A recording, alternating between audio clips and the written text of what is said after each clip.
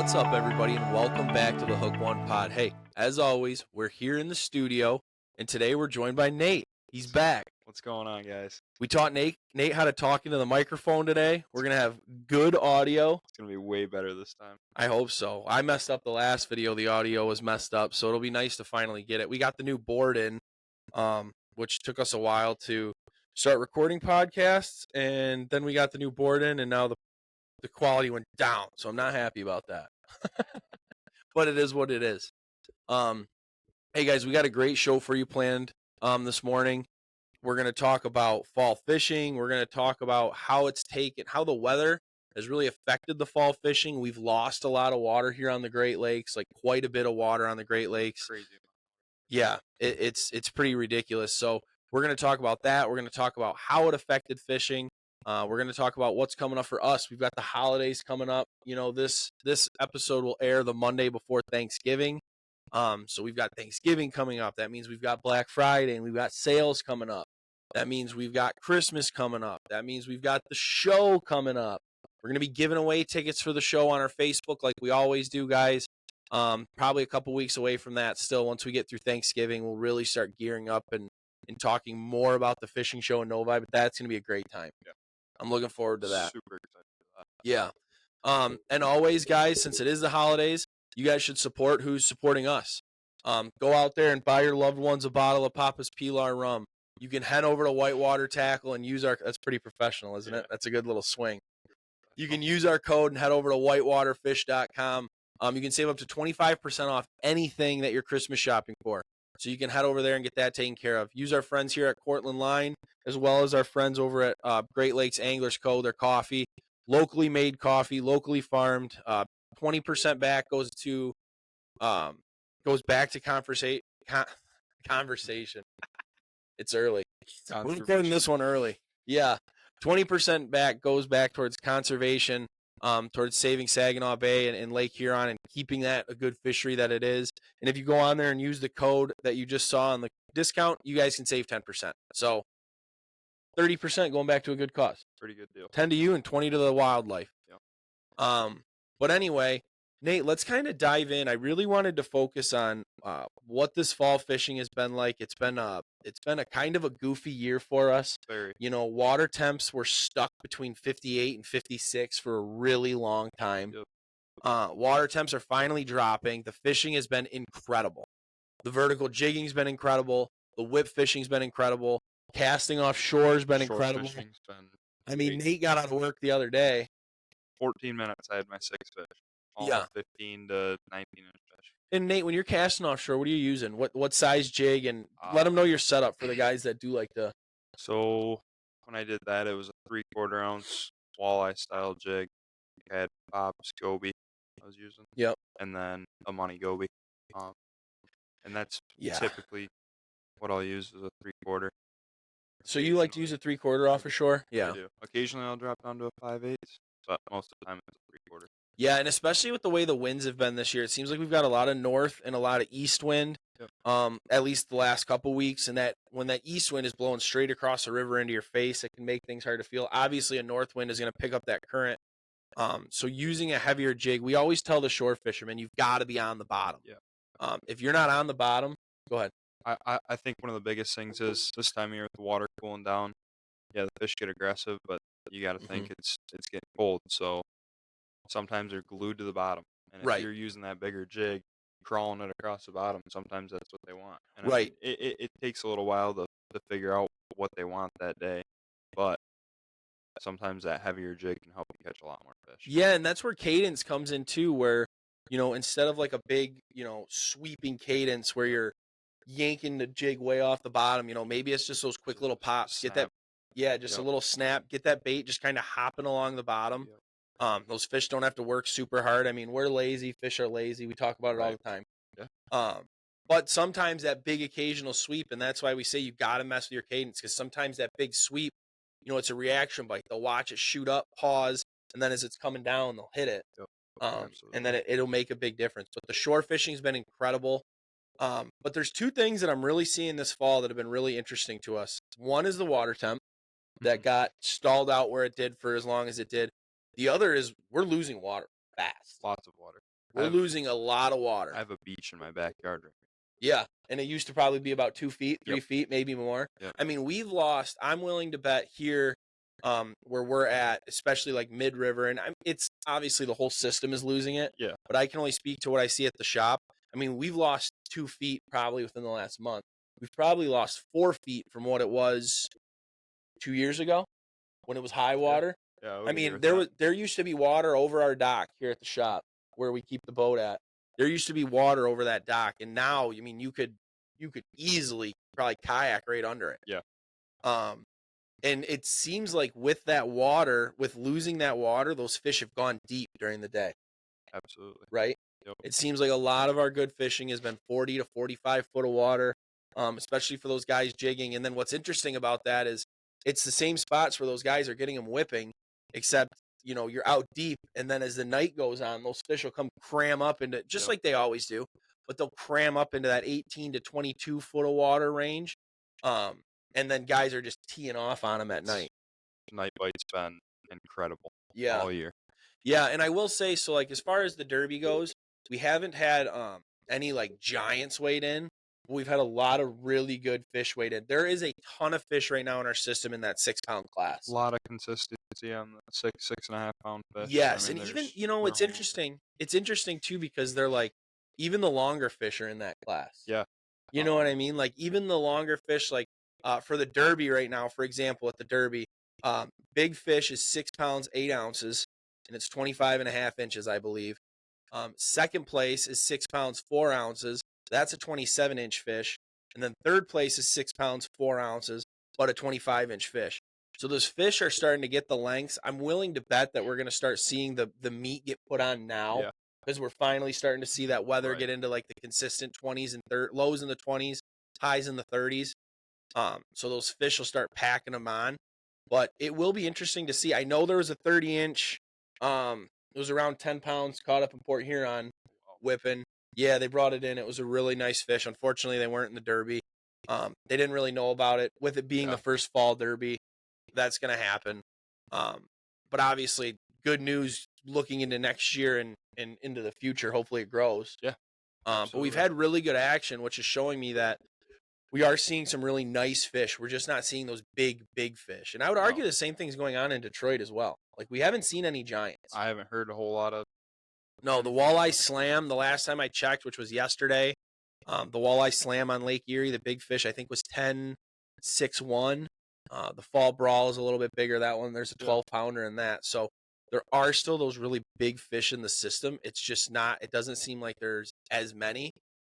I think a big thing with that is, we talk about it all the time, but is like pressure and the amount of boats catching these fish. It's really hard for a fish to get big nowadays, and especially with the winters that we've been having, and being able to get out there and target these fish all year long and not giving them, you know, a chance to set up in these big schools.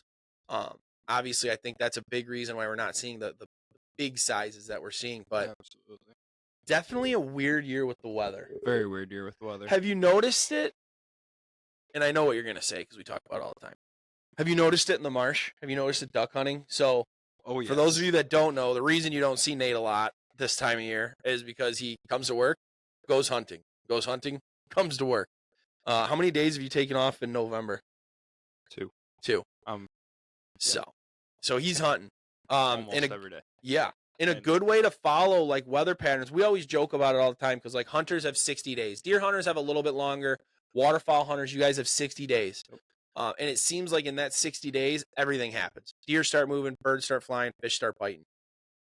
That was not the case at the beginning of the year. Deer weren't moving. Ducks weren't flying. Fish weren't biting. Fish are biting, but we're still not seeing birds. Like, you can tell the weather patterns are just messed up right now. There's still probably 70% of the migration in northern Canada, from what I understand. And Lake Superior, where we get most of our divers from, is just loaded still. I mean, I got buddies that are going to school up there saying that they've never seen so many ducks towards the end of duck season. Right. And that we just haven't had the weather we've needed to push them down. And that's a big reason. The reason that we bring that up is because when you follow migration down like that, you know, I was talking to Cody this morning on the phone when you came in. Yeah. And we were saying the same thing. And he said that Wisconsin's going to finally start seeing single digits up north, which will be good because it'll push those birds down, especially if we get like a good north wind.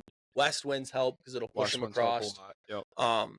So hopefully we start to see that. But that's the same thing, guys, when we talk about, our water temperatures and our water levels. It doesn't matter how much rain or snow that we get, because that's going to end up down in Lake Erie. We need to see the UP. We need to see Saginaw Bay. We need to see northern Lake Huron. That's where we need precipitation. That's where we need the ice to form. That's where our water is going to be coming from, and that's where our water temperatures are coming from. I mean, you got to think it's a whole cycle, right? And so our current's moving at 3 miles an hour. So if it starts raining tomorrow, that water's in Lake Erie by, in 2 days. Right. Doesn't take long. No. So we need to start seeing those patterns. And obviously that doesn't affect deer hunting nearly as much. But as far as like our water levels and duck hunting, it's interesting how it's all tied together because it's all part of the same system. Yeah. Absolutely. But it'll be interesting to see because we really need to start seeing that. And next week we finally start seeing, highs in the 30s, lows in the 20s. We'll see what happens, but it seems like right now that warm weather is just really affecting it. We're losing a lot of water. I mean, your buddies almost got stranded out on the lake. We had a good north wind. They launched in Anchor Bay. That north wind pushed all that water out. It was less than a foot deep, probably 200 yards from shore. Yeah, it was. Right? Blew all the water out. Shin deep, 200 yards off. Yeah. Clinton River in the spillway, you've got boats sitting on the bottom. Yeah. It's going to start happening up here in the river and like Point Drive and stuff too. You're going to start seeing a lot of that water. You're going to start seeing mud down on the bottom instead of water. And it's nothing new. Don't freak out. The world's not ending. This is stuff that we saw back in 2016, 2015. We'd go fishing in March and you'd see the canals were all dried up and then they'd fill back up with water. Rumor has it fills up with water when they start putting more boats in the water. I believe it. Water displacement.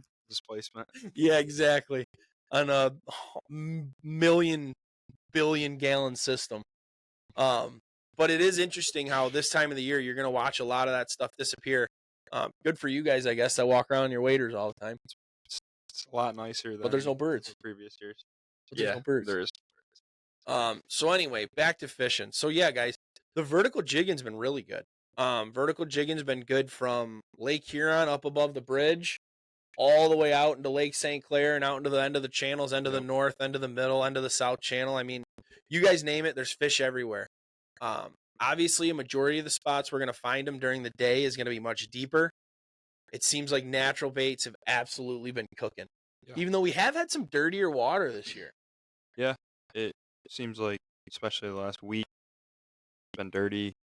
I mean, dirty, and there's still guys pounding fish. It doesn't matter. Of wind. Yeah, that's kind of what turned for us right now is there's a lot of wind. Yeah. And it seems like every day that we're at work, it's glass calm. And every day we've got the day off work, it's blowing 20 miles an hour, sometimes out of the north. A lot of east winds this fall, which have kind of been a bummer. I don't know what it is. Listen, if any of you guys can figure it out, wherever you're seeing this, whether it's YouTube, Spotify, Apple Podcasts, wherever, if you guys can explain to me why fish bite least in the east wind, I will send you some Hook One merch because I can't figure it out. The only thing I've got it to is it's got to be some sort of pressure change. Yeah, when the wind comes out of the east, it's got to be it. But it's the funniest thing, man. I used to hear it all the time when I was younger. The old timers were always, the fish bite least in the east. Like, oh, it's an east wind. I ain't even going out today. Oh. And you're like, what are you even talking about? Like, there's no way. And yeah, I'm there now. I'm there. I used to know everything, but now I feel like I've got a better idea of what's going on. Because it's crazy, man. That east wind kicks up. I was fishing offshore the other day, and we were fishing an east wind, and it was tough. And I was talking to a guy that he's never even fished the area. We were up in town here, and he's never fished the area. And I was like, dude, I think this east wind is, like, really affecting it. Yeah. I go, just wait till the east wind dies. Well, I get a call. I had to run home, help out with the baby. I get a message from that guy on Facebook, and he's like, hey, man, as soon as that wind died down about an hour after you left, fish started biting. We started crushing them. And I was like, yeah, why wouldn't you? It's a real thing. I mean, but it's good to see the shore fishing is good. It's good to see big fish are getting caught offshore. Especially for all of you guys that winterize your boats. Like, the season's far from over. Yeah, I mean, we still got another at least month. Yeah, I would say so as well. Yeah. I just don't think our water temps are down. The boat's in the shop right now getting fixed, and getting its yearly maintenance. So I have not been out in the last week. I don't even truly know what the water temps are at. The place in town read them at 51. Seems right. Yeah, at the water treatment plant, read them at 51 degrees, which is still crazy to think about, dude. We're in the end of November, right? We're recording this, and it's November 23rd. 24th. Little dude's 4 months old today. Wow. November 24th. And the water temps are still in the 50s, which is crazy because 2 weeks ago, the water temps were almost 60. Yeah. Unbelievable. It is, and it's crazy to see. You know what gives me a lot of faith about this fishery, and they always say you can tell how good a fishery is by how its predators are doing, but by the bait. There's so much bait in our system right now between shad and emerald shiners and gobies and log perch. Yep. I don't think people realize how much bait is on the bottom. No. But when I went out, it was probably about a week and a half ago now, I was tipping with a night crawler. I wasn't quite ready to start tipping with minnows yet, so I was tipping with a night crawler, and every time I let that jig go down and sit on the bottom, goby, log perch, goby, goby, goby. I mean, I caught 6 of them in one drift to the point where I was like, all right, night crawler's got to go. It is incredible how much bait is down there right now. So much bait. And I mean, like you said, shad, emerald shiners, spot tails, everything. Yeah. We haven't got that true push of shad up in the Bell River yet, and I'm wondering if that has to do with the water temps, like the river's not cold enough, so they have no reason to come up in here. We have seen the shiners start coming in behind the shop, which is a good sign. Obviously, our bait guys have been catching really nice emeralds, so that's a good sign. And they basically go everywhere. Those guys are crazy. So it's good to see that the whole system right now, we've got a really good situation with bait. Another interesting thing that has come to my attention this fall is how early and how many salmon come back into the system, but how picky they are, because they've got to be spawning. I know steelhead do their fall thing. Yeah. I know the Atlantics are loading up. Like the hens that we have caught have been loaded with eggs, like really nice eggs. We've got a really nice, almost 9-pound Atlantic that's winning in the board right now. Yeah. But it's incredible how many silverfish come back into the river in the fall, and they're not doing like the thing that the salmon usually do, where they just run up the rivers and die. No. I mean, they're coming up here, but they are finicky. You actively have to target these things. Spoons, shiners, small crankbaits. Yep. You know, I mean, that's basically what's catching them right now. Spoons and small shiners. Yeah, tight lining off the wall. Yep. Shiners on perch rigs, which is absolutely hilarious.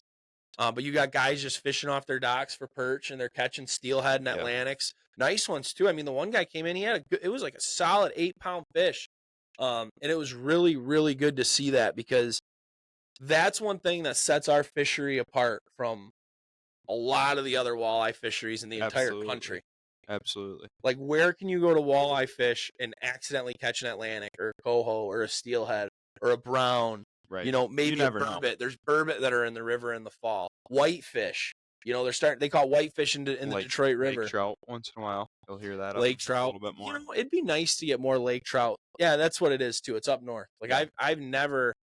I mean, I'm not going to say I've never heard of, but for the most part, I never hear lake trout getting caught really farther south than St. Clair. Port Huron, you'll hear. It's mostly Port Huron. Yeah, it's mostly up in Port Huron, and like right off the lake, those lake trout will come in.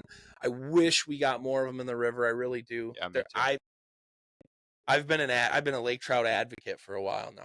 I think they're hated on. I think it's misinterpreted hate. They've changed their diet completely. They're not nearly as greasy as they used to be. They fight super hard. They're super aggressive. They bite anything. I think the lake trout needs more love. Absolutely. Maybe we should have Hook One shirts made like that. Love lake trout. Love lake trout. You know, they don't deserve to be hated on. No, not at all. Especially jigging for them. No. Now, here's where the hate comes in. I firmly believe it is the guys that are out trolling 300 copper, 10 colors. Nobody wants to reel in a lake trout on a 300 copper. I understand where that hate comes from, trolling. But there's a lot of opportunities out in the lake to go jig them or to go catch them on light tackle. That's obviously what we suggest. But That is truly what makes our fishery so unique, and it's always in the spring, and it's because more people fish in the spring. Yep. So it's obviously, I mean, as good as the fishing's been, I'll ask you, as good as the fishing's been, what is the most number of trucks that you've seen at the launch, at any of the launches? Because you live in Algonac, so you're passing the one down there. As far as fishing goes, Yeah. I mean, 10, 15, 20. If that. Marine City's had what? Two? Two. Yeah. Two? One or two? The Kroger ramp down in Algonac gets pretty busy. But other than that, that's really the only one. The Kroger, the launch down in Algonac gets busy because it gives you access to a lot of those canals for those guys that like to pan fish. It gives you access. It's quick access out to the lake. And even then, I mean, that's a massive launch. That's the launch that everybody knows. Yeah. That's the most popular one that we have on the river. And so when there's only 10 trucks there, that's saying something. Yeah, and even then, 5 of those trucks are probably island hoppers that are winterizing their islands or duck hunters. So it's probably half of them are actually fishing. So, people come in and they're like, what's the report? Well, there's not many guys out fishing. So it's one of those things where I know you guys hate it, but it's one of those things where it's like you almost have to make the report. And the fall is, the more we do this and the more we see, and obviously the more we learn, the more our opinions change. And for a while there, late summer, early fall, it was a weed bed bite. So we were sending guys onto the weed beds, fishing, shallow, 18 to 24, 26 foot of water. And it changed like that. Overnight. And it just, and what happened is a lot of those weeds died. The water started to cool down. The bait started to move out. A lot of the bottom bait started to show themselves, the gobies and the log perch, and that bite moved deep. In what we're learning that as you keep going is these fish are going to just continue to transition on the bait. They're going to continue to transition on the structure. But it's impossible to stay up to date when you don't have, in the spring, we've got, I don't know, 1,000 boats out on the water, right. 2,000 boats on the water. So it's a lot easier to figure out where fish are, where the bites are coming from. I mean, you've got boats fishing from 6 foot of water to 56 foot of water. And everybody's catching fish. Exactly. And now you're looking at a time where there's a lot of boats above Lake Huron, above the bridge in Lake Huron. So I'll leave that out of it. But from the bridge, what's funny is they're not really even in the river. So like our derby, we're going to have to change our derby next year because most of the guys are fishing above the bridge and there's a lot of guys fishing out in the channels that are past the derby there, but there's not a lot of guys in the river, but there is a lot of fish in the river. I mean, last week we had, I think there was 5 trailers at the Marine City launch and I had 4 groups pull up to the store by boat and come in and tell me about their limits. Limits by the Edison, limits downtown Marine City, limits by the state park, all different colors. What's that tell you? There's a lot of fish down here. Fishing's good. Fishing's good, but the problem is people are hunting. People are deer hunting. People are duck hunting. This time of the year too, you got to think a lot of people are traveling. So a lot of like our customers, they're in Indiana, Illinois, Ohio. They're trying to shoot big bucks. Yep. You get a lot more people focused on deer and ducks in the fall. By the way, speaking of big bucks, I'm going to give a shout out. I'm going to clip a picture right here. Shout out to our man, Dean. He got it done. He got it done. For those of you guys that come into the store, you guys have probably met Dean. Dean's been with us since the spring. He's been an absolute blessing to the store. But he shot a monster 12-point. That has been running him ragged. He's been sitting in the stand, 7, 8, 9 hours a day, putting in the work for deer season. And he's had this one buck go by his stand. Kept him up all night the night before he shot it. He saw it at about 8 o'clock. So that was a new buck. That's a different buck. That showed up the night before. Yeah, the one he shot. It. Yeah. Yes, because he's had a really nice 8 and a really nice 10 running around. Too bad it's not a deer hunting pod. We'd get Dean on to talk about it, but I literally can't talk about deer for an hour. I don't even know what to say. But he had 2 bucks running around. He had this really nice one come in the night before. I think his picture was like at 8 o'clock at night. And he came into work the next day and he's like, man, I had a hard time sleeping. Like I got a giant on camera. He's like, it's a big deer. It's like, dude, you gotta sit. You gotta go get it. He's like, I'm sitting. He's like, I'm sitting as soon as I get out of work.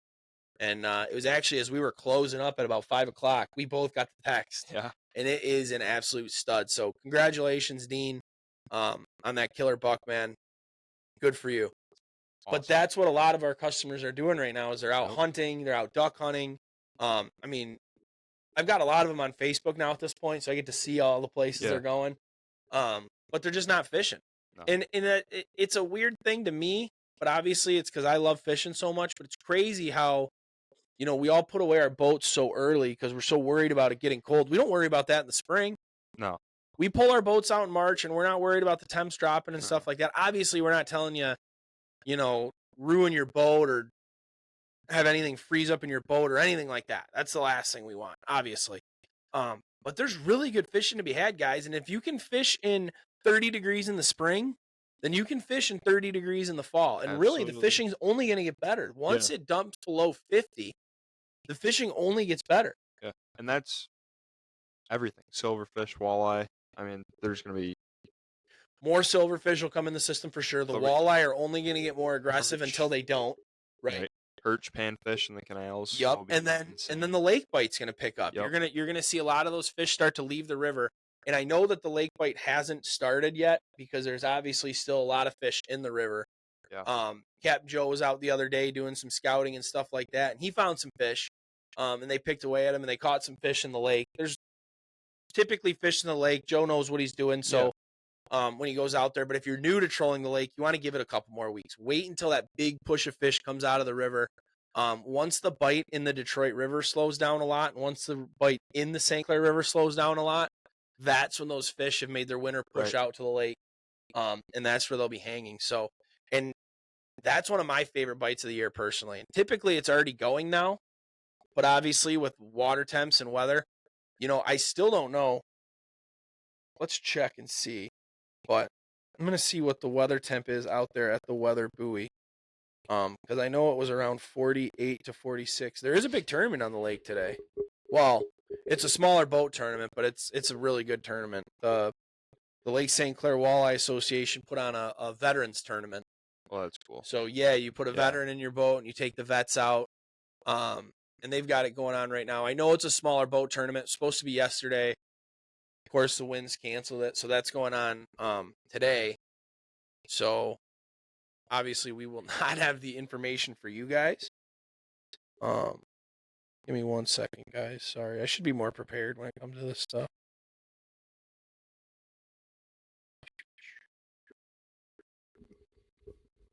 Yeah, so it's 48, 49 degrees, and that's, I don't know. Honestly, I want to say it's colder than that because when I talked to Joe, it was 46. Oh, yeah, right there, 46 degrees. So, you know, the lake is finally starting to cool down, which, and you guys got to understand, so, like, obviously the St. Clair River flows into Lake St. Clair. We talk about that all the time, the natural flowage and how the whole system works, right? But the lake is a lot shallower, so on those cold nights, especially when it's still, it does not take that lake long to cool down. No, it doesn't take long at all. So we should start seeing some really good fishing. I mean, 46 is good. We'd like it to be a little bit lower, but as long as the rivers right now are holding the bait, that's where the fish are going to be held up. So if you guys are not set up for the lake, you guys got smaller boats, you prefer vertical jigging and stuff like that, guys, you still got a couple good weeks to get in. I would highly suggest, you know, getting in as much fishing as you possibly could. Absolutely. And if we don't have ice this year, like we haven't had the last 2 years, you can catch the silverfish in the river from now until June. Oh, what are you doing? That's our secret. Oh, no. Yeah, you can, and it'll start now, and it'll go all the way till when? I mean, realistically, it started slowing down for us towards the middle to end of May. While the middle of May was actually pretty good. That's when you, John, and Louie were going back and forth on the Atlantic. It was, to be honest with you, I don't know how the fishing slowed down. It was all the weeds that was the issue. Yeah. If you could have a clean bait in the water, you would catch fish. That's true. But when you can't have a bait in the water for more than 10 minutes without getting weeds on it, it's pretty tough to... It's like you're out there musky fishing, dude. You're you're just picking weeds and clearing lines. Yeah. Yeah, that's true. And especially it gets tougher, too, with downriggers and stuff because you'll hit those surface weeds and then they just slide right down to the ball. But, yeah, I mean, the fishing is going to pick up here as it continues to fall. And like you said, those silverfish are going to be around for a while. Yeah. And it's a fishery that I'm really excited to share with you guys. It's a fishery that I'm really excited to start talking about a little bit more, because to be honest with you, it's one of those things where, there's only a few people that are constantly targeting. And when I say a few, I mean there's obviously more than a handful, but in comparison to how many walleye fishermen we have, Yeah. it there's not that many people that are out there chasing silver, so there's just not that much information on it. We get people call up, well, where are they? Well, if you ask me, they're all up and down the river. Right. And it's like, I know that's a crummy answer that you guys don't want to hear, but they are from the bridge into Lake St. Clair, into the channels. And they're using those channels out there in the lake to hunt bait and trap bait and stuff like that. And it's good everywhere. It's good trolling lures. Canada finally made a rule this year where we're allowed to have 2 rods. So for the longest time in the river, we were only allowed to use 1 rod on the Canadian side. Where over here, we're allowed 3.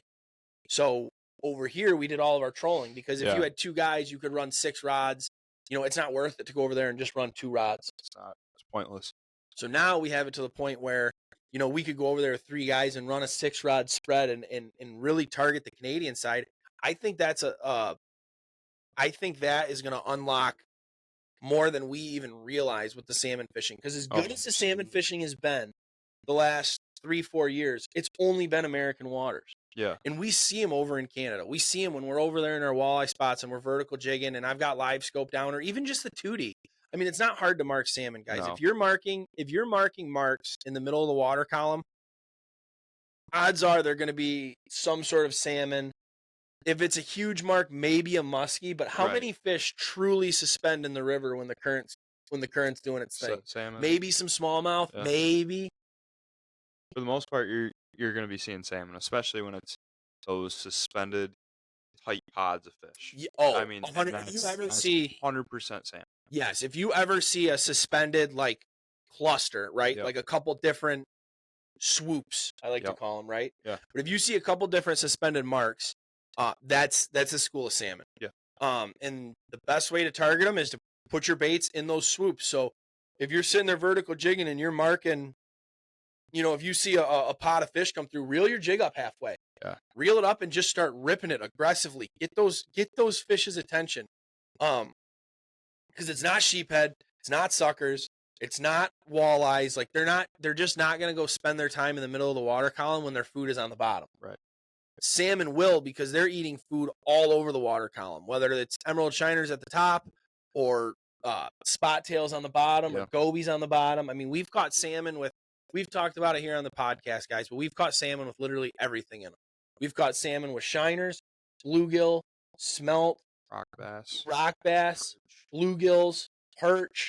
I mean, you name it. Everything. Yeah, they're a very good predator. They're going to eat anything they can get their mouths on. So that's what you guys need to keep an eye out for while you're out there. It's definitely going to increase your guys' success as far as targeting silverfish, because it seems like that's been really popular lately. Like, obviously, you know what I mean? Like, we've all been catching walleye for a long time, and then there's this silverfish population that's back, and it's nowhere near the kings that we used to get. It's not. It's not that big a fish. It's not. They're obviously not that powerful because a lot of them are smaller jackfish. Now, the Atlantics are a really good time. Yeah. We do get some really big steelhead, but they're not the kings as far as size go. But personally, I love that. Right? Yeah. Like, we're saving bait. Yeah. How much bait does a king eat in 4 years? Gets to 30 pounds. It's a lot. It's a lot of bait. So to have these smaller salmon in the system that our bait populations can handle and can adequately feed, I'd take it any day of the week. Especially, this year was tough. Again, we go back to weather patterns. If you guys want to see a really, really good salmon fishery this year in the river, hope for a good ice. And you guys that are the OGs that have been following us for a long time, you know how I feel about ice fishing. You know how I feel about ice coverage. We need it bad. That's what the last 2 years have proven to me big time, is we need ice bad. We need ice in a bad way. We need Lake Huron to get froze. We need Saginaw Bay to freeze. We need big ice clusters coming down the river. We need the lake to freeze. Touch back on the Atlantics and steelhead compared to kings. It's super nice being able to go out and use walleye rods if you want to troll for these Atlantics. It's so fun. Because you start getting into 10, 12, 15-pound kings, even your smaller kings. Yeah. And you're going to need heavy gear, big gear. Yeah. Twin Vector 4500s for most of your reels or whatever that may be, your bigger reel choice. And it's just a lot easier when you can go drop down like an icon trolling rod if you want with a small line counter reel on it and catch these fish, effectively catch these fish. 100%. 100%. And it makes a huge difference. You know, the other thing is like for you guys, it's a benefit, Yeah. right? Like I would, well, I'm not even going to argue. I'm not going to argue with anybody. The people that spend the most money in this industry where we are, salmon fishermen and muskie fishermen. And it's not even close. Not even close. A salmon fisherman spends in a season what a walleye spends in a decade. I would agree with At that. least 5 years. There's just the equipment, the rods, the reels, like everything you need. Obviously, it's a bigger fish, it's a stronger fish, so everything needs to be bulked up. Even your terminal tackle. I mean, instead of buying a $1.99 pack of swivels, you're buying a pack of swivels that's $8, $9. Right. Everything gets increased. Well, with these salmon, don't take that the wrong way either. I always recommend premium terminal tackle. I just want that to be known. I think if you're going to spend as much money as you do in your boat and your rods and your reels to skimp out on terminal tackle is, I mean, I get it that if you're like walleye fishing, you don't need anything crazy, but if you are going to get into the salmon thing, get the smaller snaps and the stronger snaps, but you don't need to get like the big ones and like the extreme ones, right? And it's a lot less stress on your equipment, less stress on your drags, less stress on your rods. We're not trolling nearly as fast in most situations. We've got the current kind of helping us out. So, but what it allows you guys to do is use the rods that you already have. I mean, a majority of our listeners are walleye fishermen. So it allows you guys to use those walleye rods, 10-pound mono. It allows you to use the Precision Trolling app and use their dive curves for whatever you're using, whether it's mag lips or thin fins or Rapalas or Money Badgers are one of our favorite from Berkeley, which is hilarious. That conversation we had with the Berkeley rep was so funny. He's like, you guys order more Money Badgers than, 90% of our stores. I'm like, well, dude, they catch salmon. And they catch them really good. Yeah. And the bigger ones have caught walleye. Like I've ran them out on Lake St. Clair in the fall just to see, like, what are the odds, they catch anything. They do. They catch fish. They've got a really good wobble to them. But they crush salmon, especially those smaller size. The 5 centimeter crushes them. But you can use those in your dive curves because you're using the 10-pound mono. And if you want, like, John, for instance, can go out there and we'll run a full salmon spread with John, and we'll run dipsies and we'll run downriggers and we'll run lead core and all that fun stuff. And we have great success. I would argue that, obviously I got to be careful what I say. I don't want to offend anybody that's watching or listening, but I would argue that nobody catches them or has them as dialed in as John. No. Because nobody, like, I at least personally, there's a few people, I will say there's a few people that I talk to that it's hilarious because they don't have social media or nothing. So you'll never know, like our customers would never know. But they do catch a lot of salmon in the river and they target them. But John puts in more time and more effort and more energy into doing that and dialing in. I mean, he's a salmon fisherman, right? He goes over to St. Joe's. That's what he loves to do. So when he comes over here, he puts together like very dialed in programs for him. But I know he told me go ahead. The first 5 days that he was home from the west side of the state, he had 98 bites. Yeah. In 5 days. And that's like dipping and diving through walleye fishermen too. Yeah. Imagine if he had a clean river to troll through.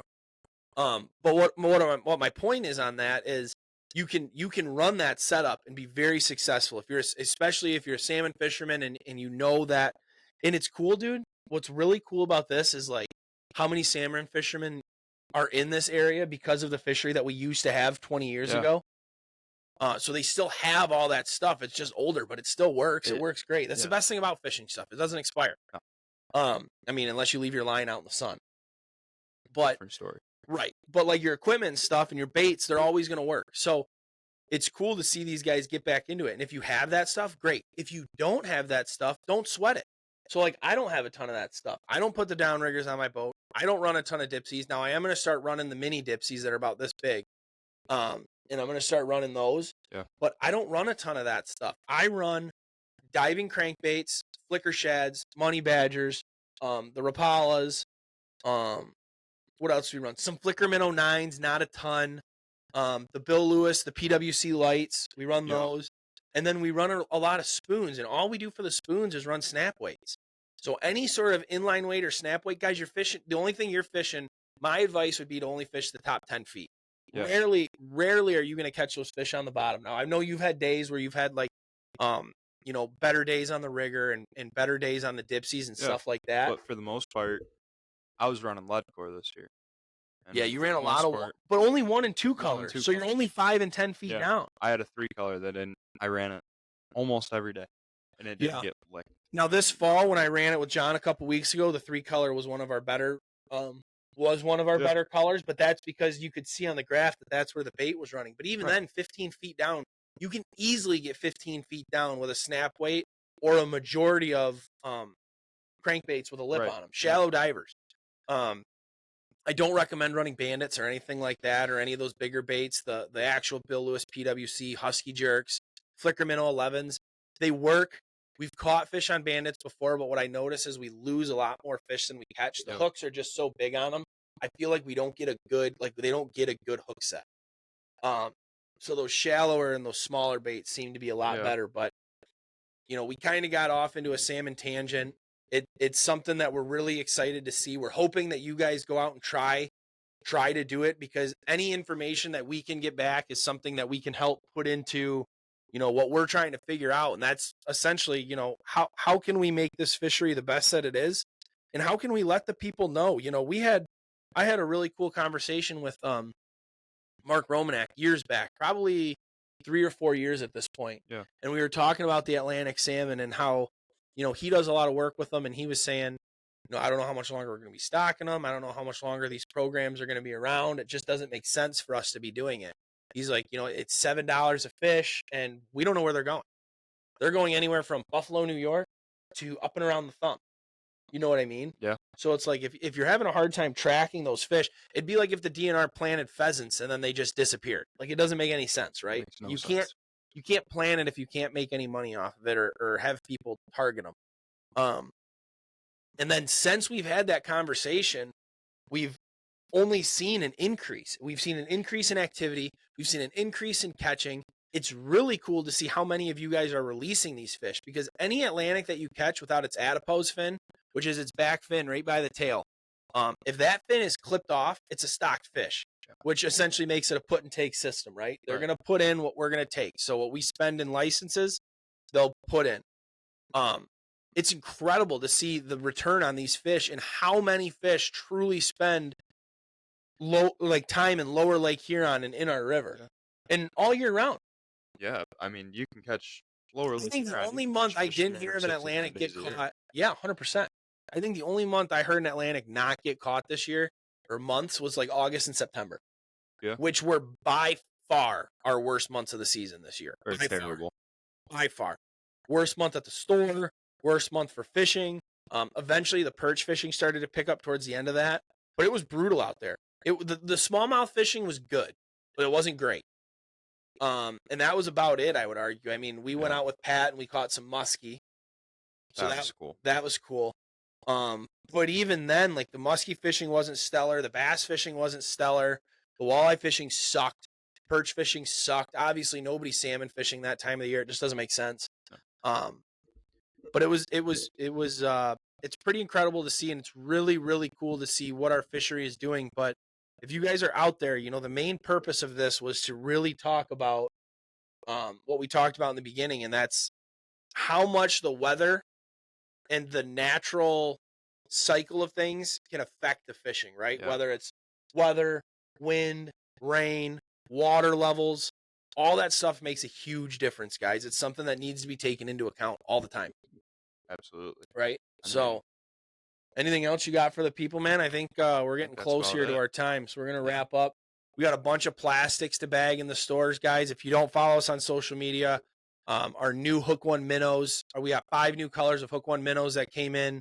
They have been lights out. Green gizzard so far has been the best catching bait.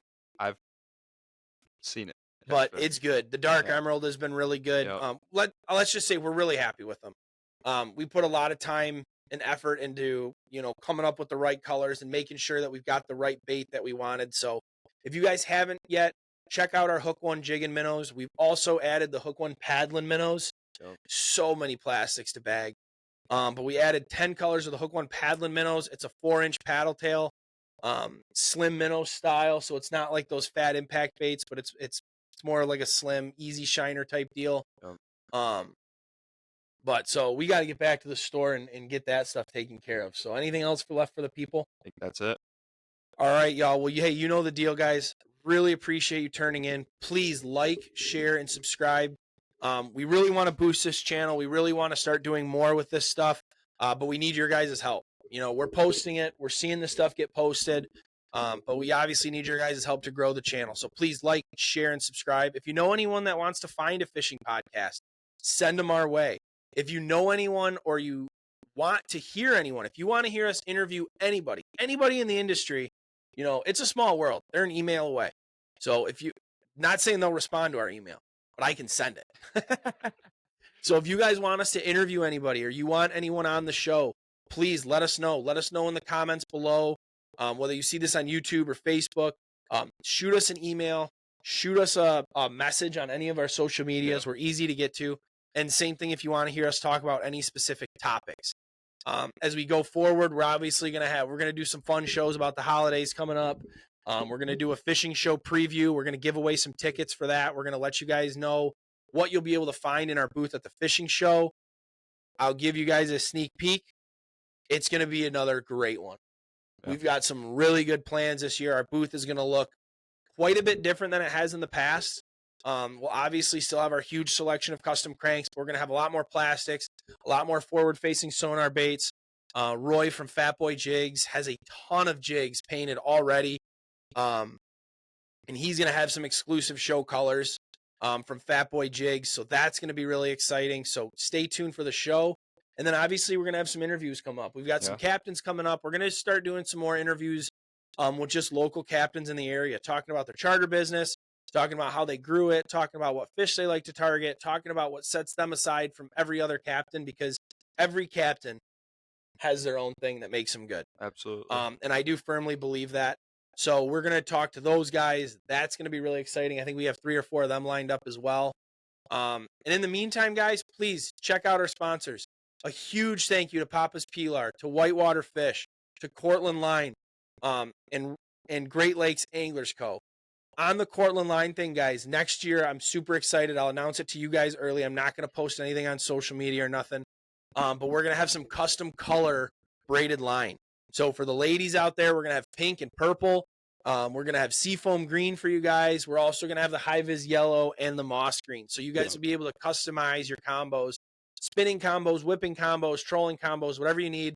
A huge shout out to Cortland Line for working with us and doing that. They are great. And again, guys, for the holidays coming up, discount codes are right here. Take advantage of them. Save 10% off a coffee order for the coffee lover. You know it's Michigan made. It's a good thing to be had. Save 25% on Whitewater. I don't know if they want me telling you guys this, but I went and got their vest and hoodie combo, and I used the code, and I got an extra 25% off the deal they already had. Utilize that stuff. I know. Utilize that stuff. You can save money. We've got the Whitewater beanies in stock now. We've got the Whitewater fingerless gloves. We've got their tech shirts that have the Hook One logo and the St Clair River logo on the back. It'd be a great holiday gift. Stay tuned to our social medias if you want to find out what's going on for Black Friday. Yep. We're going to have some really good deals. I can tell you right now, we're going to have really good deals on jig boxes. We're going to be doing a good deal on Groove jig boxes. We're doing a gift card deal. We're going to do a deal on some of the rods that we have in store as well. So keep an eye out, and we will see you guys. Santa's coming, too. Oh! Forget that. Dude, yes, this episode is going to be out. Yeah. Yes, so this episode is going to be out. This episode is going to be out on November 25th, on Monday. Guys, on Saturday, November 30th, we're going to have Santa at the shop for all the kids. It's going to be an awesome event. So Santa's going to be here. Santa's little elves are going to be here. We're going to have a hot chocolate bar set up for the kids. We're going to have giveaways set up for the kids. So Santa will be handing out fish and tackle to the kids. We're going to have all of our holiday sales and Black Friday sales going on then. So if you guys aren't doing anything this upcoming weekend, Saturday, November 30th, Santa will be at the shop. It's from 10 a.m. to 1 p.m. Sales for the adults, hot chocolate for everybody, Santa for the kids. Hopefully the weather is going to be nice. We're going to have Santa on the dock. How many pictures can you get with Santa on the river, on the water with the river in the background? It's going to be super cool, guys. We're super excited. So, Nate, thank you for letting the people know that. But again, that's Saturday, November 30th from 10 a.m. to 1 p.m. Santa's coming. See you next week. Adios.